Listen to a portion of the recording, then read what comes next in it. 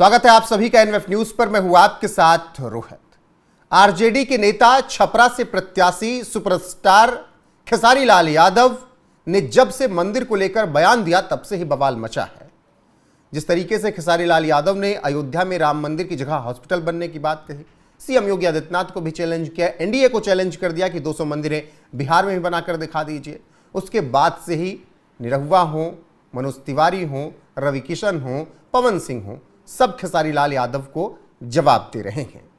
आपको आगे बताएंगे कि किस तरीके से खेसारी लाल यादव बिहार विधानसभा चुनाव के दौरान अकेले पड़ गए। और यह सब तब हुआ जब उन्होंने सनातन पर टिप्पणी की, मंदिर पर टिप्पणी की, योगी आदित्यनाथ से पंगा ले लिया एक तरीके से। लेकिन उससे पहले यह समझिए कि बिहार में किस तरीके से सुपरस्टार्स को माननीय बनने का चस्का लग चुका है।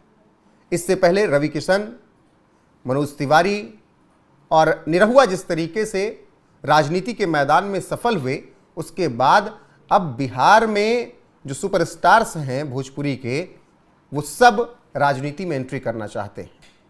ताजा नाम पवन सिंह और खेसारी लाल यादव का है। खेसारी लाल यादव ने तो बिहार विधानसभा 2025 का चुनाव भी लड़ लिया। पवन सिंह चुनाव लड़ते लड़ते रह जाते हैं। बातें चल रही थी कि 2025 की विधानसभा चुनाव में उन्हें टिकट दिया जाएगा, लेकिन पत्नी ज्योति सिंह के साथ जब विवाद सामने आया तो अचानक से पवन सिंह के चुनाव लड़ने पर पूर्ण विराम लग गया और फिर वो स्टार प्रचारक एनडीए के बन गए और लगातार चुनाव प्रचार कर रहे हैं और खेसारी लाल यादव को जवाब भी दे रहे हैं। खेसारी लाल यादव की अगर बात करें तो वो छपरा से प्रत्याशी हैं, जहां पर 6 नवंबर को वोटिंग हो गई। आरजेडी के प्रत्याशी हैं और जब से खेसारी लाल यादव ने आरजेडी का टिकट थामा है, उसके बाद से ही सनातन को लेकर, मंदिर को लेकर ऐसी टिप्पणियां कर रहे हैं जिसकी उम्मीद नहीं की जा रही थी। क्योंकि खेसारी लाल यादव वो सुपरस्टार, वो शख्स हैं जिन्होंने अयोध्या में राम मंदिर की प्राण प्रतिष्ठा के वक्त, भगवान राम की प्राण प्रतिष्ठा के वक्त गाना बनाया था भव्य तरीके से और खूब सुना भी गया। लेकिन चुनावी माहौल में वो राम मंदिर पर ही सवाल उठाने लगे और कहने लगे कि राम मंदिर की जगह हॉस्पिटल बन जाता तो वहां पर हिंदू मुस्लिम सबका इलाज होता। अब इस पर जवाब दिया है तेज प्रताप यादव ने, पवन सिंह ने, निरहुआ ने, तमाम लोगों ने। और खेसारी लाल यादव और पवन सिंह की तो एक अलग लड़ाई चल रही है। एक एक करके आगे आपको बताएंगे, लेकिन सबसे पहले खेसारी लाल यादव का बयान सुनिए जिस पर लगातार बवाल मचा हुआ है। अरे भाई, मेरे कहने का मतलब कि आप राम मंदिर को लेकर ही वोट मांगते हो तो मैं मस्जिद पर टिप्पणी क्यों करूं? मेरे कहने का मतलब कि राम मंदिर बनाना जरूरी है, बट क्या अस्पताल बनाना जरूरी नहीं है? रोजी रोजगार जरूरी नहीं है? शिक्षा जरूरी नहीं है? रोजी रोजगार के लिए ट्रम्प को वोट करने जाएंगे हम कि आप ही को करेंगे? आप ही को किए हैं। मैं ये कह रहा हूं कि आप बनाइए, दुनिया में सारे हर जगह मंदिर बना दीजिए, लेकिन मंदिर से हमारे बच्चों का भविष्य तय हो जाएगा? मंदिर से अगर हमारे बच्चों का भविष्य तय होता है तो मैं चाहता हूं कि आप 200 मंदिर बिहार में बना डालिए और आप एक बच्चे का भविष्य तय करके बता दीजिए और दिखा दीजिए कि आपने कितने बच्चों का भविष्य उस मंदिर से किया है। मुझे कोई दुख नहीं है और ना ही मुझे कोई तकलीफ है। मैं कह रहा हूं अब बनाओ। भगवान दिल में होता है, श्रद्धा में होता है, मंदिर में सिर्फ एक मूर्ति होती है। तो इसलिए मैं कह रहा हूं कि आप सब कुछ बनाओ, सिर्फ मंदिर क्यों बनाओगे? तो खेसारी लाल यादव ने जब खूब विवाद हुआ तो बहुत संभल कर भी ये बात कहने लगे कि सब कुछ बना लीजिए। लेकिन जिस तरीके से उन्होंने राम मंदिर को लेकर टिप्पणी की कि राम मंदिर की जगह हॉस्पिटल होनी चाहिए, उसके बाद उन्हें करारा जवाब दिया दिनेश लाल यादव निरहुआ ने, जो कि बीजेपी के सांसद रह चुके हैं। आजमगढ़ से उपचुनाव जीत कर वहाँ पर उन्होंने भगवा लहराया था। हालांकि बाद में 2024 लोकसभा चुनाव के दौरान वो सपा प्रत्याशी धर्मेंद्र यादव से हार गए थे। लेकिन खेसारी लाल यादव को कभी वो यदमुल्ला कह रहे हैं, कभी कुछ और शब्द से उन्हें नमाज रहे हैं। अब निरहुआ ने क्या कुछ जवाब दिया है खेसारी लाल यादव को, वो सुनिए। अच्छा ठीक है, एकदम आप लोग शांति से सुनिए और वो भी छोटे भाई हैं, उनको शांति से समझाइए। अब उनको क्या हो गया है, किस वजह से वो राम मंदिर के पीछे इतना पड़े, हम लोग को पता नहीं। पर उनसे खाली 2 सवाल पूछिएगा आप लोग कि भाई तुम्हारा गाना सुन के कोई प्रोफेसर बन जाएगा? फिर भी गाना गाते हो ना। तुम्हारे फिल्म को देखने से कोई प्रोफेसर बन जाएगा? फिर भी फिल्म बनाते हो ना। सिनेमा घर जिसमें फिल्म चलाया जाता है तो उसमें फिल्म देख के कोई प्रोफेसर बन जाएगा, लेकिन सिनेमा घर है ना, हर संस्थान का अपना अलग विषय, अलग काम है। तो जहां पे लोग पढ़ के प्रोफेसर बनते हैं वो विद्यालय भी है, वो यूनिवर्सिटी भी है। ये राम मंदिर के पीछे क्यों पड़ा है हमको समझ में ही नहीं आ रहा। आप लोग एक बार उससे पूछिए, आप लोग एक बार खूब शांति से उसको प्यार से पूछिए कि भैया यहाँ एयरपोर्ट है तो क्या चाहते हो, एयरपोर्ट को तोड़ के और कॉलेज बना दें? जहां मंदिर टूटा तो मंदिर ही बना, उसमें तुमको क्या दिक्कत है? अगर हम किसी यूनिवर्सिटी टूटी होती वहां मंदिर बनाते तो आपकी ये बात हमको समझ में आती कि आप जो सवाल कर रहे हो सही है कि पहले यहाँ यूनिवर्सिटी थी, आपने मंदिर क्यों बनाया? यूनिवर्सिटी में पढ़ के लोग प्रोफेसर बनते हैं, पर जब वो राम मंदिर ही था और फिर वो राम मंदिर ही बना तो इनके सवाल का मतलब क्या है? आप लोग जरा उनसे पूछिएगा। तो खेसारी लाल यादव को राम मंदिर के मामले पर, राम मंदिर की जगह हॉस्पिटल बनाने को लेकर जवाब दिया दिनेश लाल यादव निरहुआ ने। यानी जिन निरहुआ से खेसारी की अच्छी खासी बनती थी, इस चुनाव में उन दोनों के बीच तकरार दिख रही है। अब बात करें कि कैसे और खेसारी लाल यादव अकेले पड़े हैं, तो उसका दूसरा उदाहरण आपको पवन सिंह मिलेंगे। पवन सिंह और खेसारी लाल यादव के बीच तीखी तकरार एक बार फिर से शुरू हो गई है। वैसे तो इससे पहले ही दोनों के बीच लड़ाइयां रही हैं, सार्वजनिक रूप से रही हैं, दोनों ने एक दूसरे पर खूब टिप्पणियां भी की हैं, लेकिन एक मंच पर रवि किशन ने मामला शांत करवा दिया था, दोनों की दोस्ती भी हो गई थी। इस चुनाव में अब वो तकरार निकलकर फिर सामने आई है और विवाद की जड़ पवन सिंह की पत्नी ज्योति सिंह है।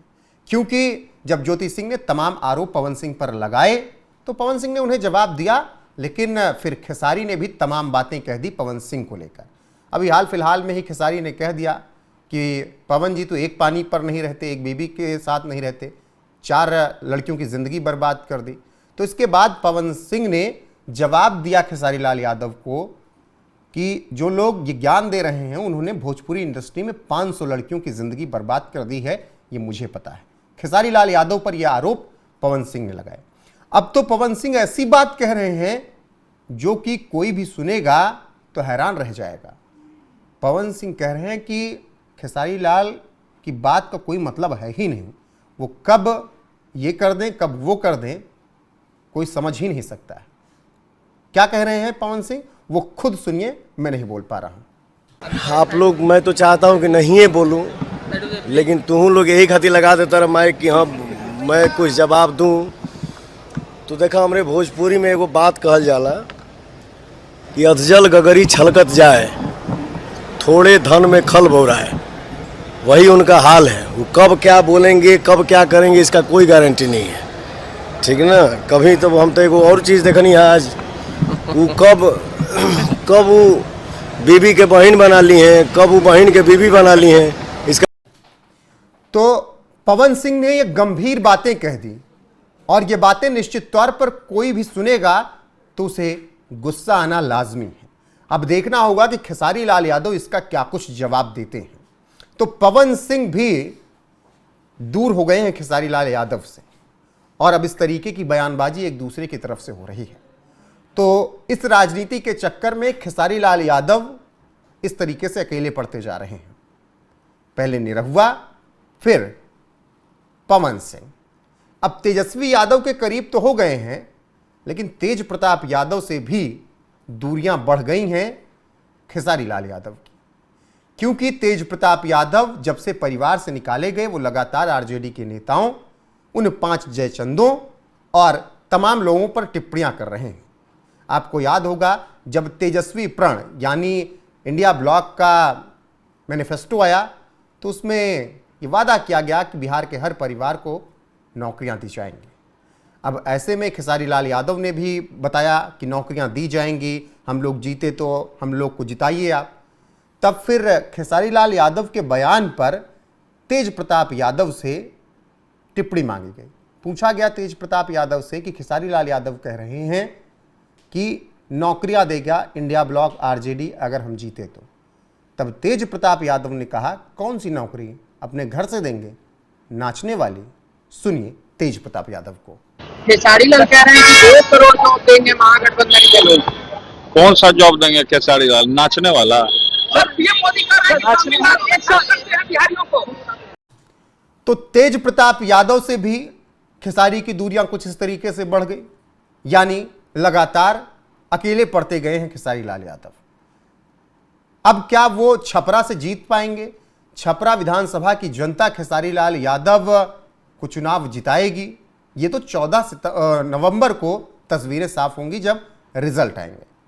लेकिन इस चुनाव प्रचार के दौरान सीएम योगी आदित्यनाथ ने इस तरीके से राम मंदिर पर टिप्पणी करने वालों, राम मंदिर का विरोध करने वालों को क्या कुछ कहा है, उनका भी बयान सुनिए। जाके प्रिय न राम वेदेहि तजिए ताहि कोटि बैरी सम यद्यपि परम स्नेही। याद रखना, जो राम द्रोही है वो हमारा भी विरोधी है। तो सीएम योगी आदित्यनाथ भी पूरे फायर ब्रांड मूड में नजर आए और राम पर, भगवान श्री राम पर टिप्पणी करने वालों को जवाब दिया। तो खेसारी लाल यादव ने जिस तरीके से मंदिर पर टिप्पणी की, नौकरी देने की बात की, पवन सिंह की निजी लाइफ को लेकर बात की, तो सब ने उनको जवाब दिया।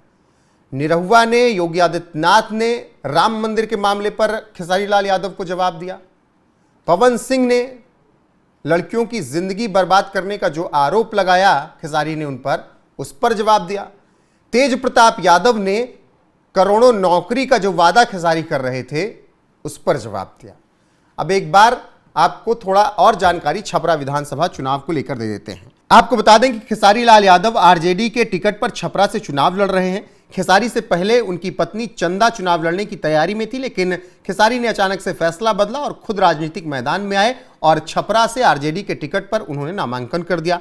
अब ऐसे में एक तरफ जहां निरहुआ, पवन सिंह, मनोज तिवारी, रवि किशन एक ही पार्टी का हिस्सा हैं और खेसारी लाल पर हमलावर हैं, तो दूसरी तरफ खेसारी लाल यादव सुपरस्टार होने के बावजूद भी अकेले पड़ गए हैं और बाकी ये सब सुपरस्टार एक तरफ हैं। साथ ही योगी आदित्यनाथ भी ऐसे टिप्पणी करने वालों को जवाब दे रहे हैं। निरहुआ तो दे ही रहे हैं, साथ ही मनोज तिवारी हो, पवन सिंह हो, खेसारी लाल को हर कोई जवाब दे रहा है।